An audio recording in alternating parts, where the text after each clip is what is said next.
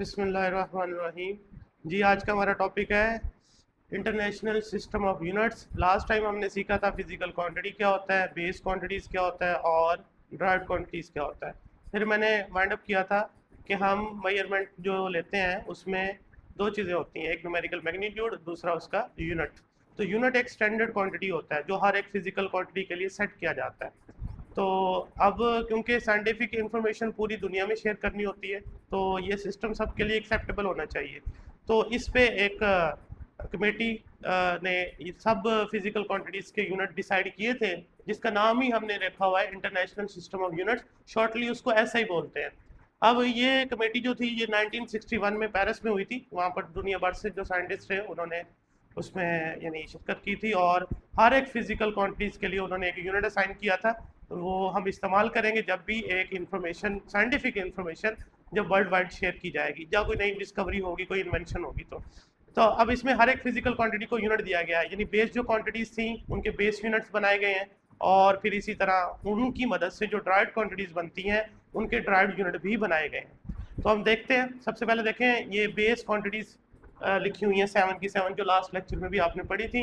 तो इसमें अब इनके यूनिट्स के बारे में बात होगी। इनके जो यूनिट्स होंगे वो भी इन्हीं क्वांटिटीज़ की तरह, वो किसी से ड्राइवेबल नहीं होंगे या उनको डिस्क्राइब करने के लिए हमें किसी और यूनिट की ज़रूरत नहीं पड़ेगी। ये बेस यूनिट्स कहलाएंगे। तो अब इसमें देखें लेंथ का यूनिट जो होता है वो मीटर। अब ये ऐसे यूनिट है इसका, वैसे तो और भी बहुत सारे यूनिट्स हैं लेकिन हम स्टैंडर्ड के तौर पे उसे मीटर इस्तेमाल करते हैं। मीटर को डिनोट किया जाता है सिंपल एम से। और इसी तरह मास है, मास को किलोग्राम में मेजर किया जाता है और केजी उसका मतलब ये एब्रीवेटेड उसको शॉर्टली लिखने के लिए। और टाइम को टी से डिनोट किया टाइम जो फिजिकल क्वांटिटी है उसका यूनिट सेकंड है, सेकंड को सिंपल एस से डिनोट करते हैं। इस तरह टेम्परेचर है, टेम्परेचर को मेजर करने के लिए केल्विन उसका ऐसे यूनिट है और उसको के से डिनोट किया जाता है। इलेक्ट्रिक करंट है, उसको जो ऐसे यूनिट है वो एम्पेयर है, उसको कैपिटल ए से डिनोट किया जाता है। इंटेंसिटी ऑफ लाइट है, इसका ऐसे यूनिट जो है वो कैंडेला है, उसको सी डी से डिनोट किया जाता है। और अमाउंट ऑफ सब्सटेंस, इसका ऐसा यूनिट मोल है, उसको सिंपल एम एल से डिनोट किया जाता है। अब ये वो 7 फिजिकल क्वांटिटीज जो है बेस, उनके ये 7 बेस यूनिट्स हैं। यानी अब जितने भी यूनिट्स बनने हैं आगे फर्दर ड्राइव्ड क्वांटिटीज के, वो इन्हीं 7 से बनने हैं। जैसे इन 7 क्वांटिटीज से आगे फर्दर क्वांटिटीज बनती हैं तो उनके यूनिट्स भी इसी से बनेंगे। फॉर एग्जाम्पल आगे चलें, ड्राइव्ड क्वांटिटीज में बात की है, ये ड्राइव्ड यूनिट में बात की है। ये ड्राइव्ड यूनिट्स ड्राइव्ड क्वांटिटीज़ को मेजर करने के लिए इस्तेमाल होते हैं और ये आते कहाँ से हैं? इन्हीं बेस यूनिट से आते हैं। यानी इनके मल्टीप्लाई या डिवाइड होने से वो एक नया यूनिट बनता है, उसे हम ड्राइव्ड यूनिट का नाम देते हैं। अब यहाँ कुछ के नाम लिखे हुए हैं। वैसे तो ड्राइव्ड क्वांटिटीज़ की तादाद बहुत ज़्यादा है, जैसे जैसे आप फिजिक्स पढ़ेंगे आप सीखते जाएंगे और उनके यूनिट्स भी साथ साथ बनाते जाएंगे। अगर आपको ये 7 आते होंगे तो फर्दर ड्राइव्ड यूनिट्स बनाना जो है ना वो बहुत आसान होगा।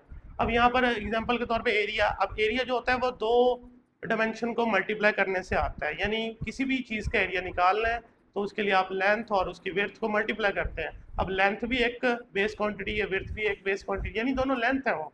अब उनको मेजर करें, एरिया मेजर करने के लिए उन दोनों को मल्टीप्लाई करें तो वैल्यू आ जाएगी। अब उसका यूनिट क्या बनेगा? उनके यूनिट भी मल्टीप्लाई हो जाएंगे, मीटर स्क्वायर हो जाएगा।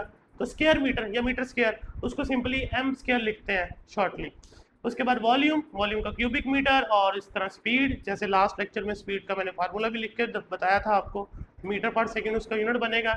तो उसको लिखते कैसे हैं? सिंपल, यानी मीटर का एम सिंबल और सेकंड का एस और उसके ऊपर पावर -1, इसको यूं पढ़ते हैं मीटर पर सेकंड। और इसके बाद फोर्स, फोर्स का यूनिट न्यूटन होता है और उसको कैपिटल एन से डिनोट करते हैं। प्रेशर, पास्कल उसका यूनिट होता है, उसे पी ए से डिनोट करते हैं। इलेक्ट्रिक चार्ज, उसका यूनिट कूलम होता है, उसे सी से डिनोट करते हैं। डेंसिटी, किलोग्राम पर क्यूबिक मीटर, उसको भी सिंबल से देखें केजी और साथ में मीटर के ऊपर -3 पावर उसकी लिखी गई है।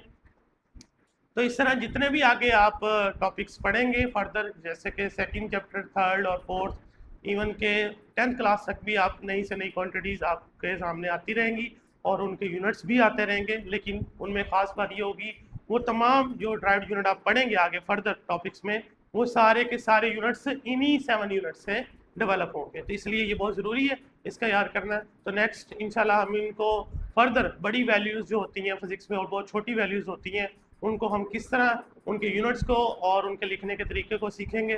तो फिर वो नेक्स्ट लेक्चर में हम इंशाल्लाह पढ़ेंगे।